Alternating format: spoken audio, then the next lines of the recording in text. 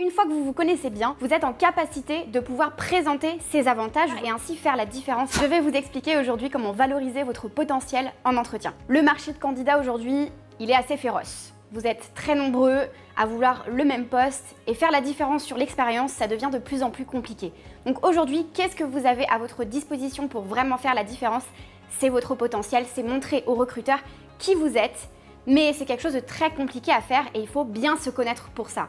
Donc la première étape pour dévoiler votre potentiel en entretien, c'est déjà d'en savoir un petit peu plus sur vous, sur vos soft skills notamment. Alors ce que je veux dire par soft skills, c'est généralement vos savoir-être, vos talents naturels, ce qui va vous rendre unique, vos traits de personnalité qui vont faire la différence. Donc aujourd'hui, il existe des outils sur le marché qui vous permettent de vous dévoiler davantage, notamment les questionnaires de personnalité. Ce sont généralement des questionnaires psychométriques qui se basent sur la science et qui vont vous proposer différentes questions où vous allez devoir sélectionner des critères qui vous correspondent le plus pour au final pouvoir ressortir des grandes tendances de votre profil en termes de traits de personnalité, mais même encore en traits de motivation et même vos aptitudes. Une fois que vous vous connaissez bien, vous êtes en capacité de pouvoir présenter ces avantages, vos talents naturels aux recruteurs et ainsi faire la différence par rapport à d'autres candidats. Les recruteurs ont des attentes spécifiques en termes de soft skills par rapport à chaque poste.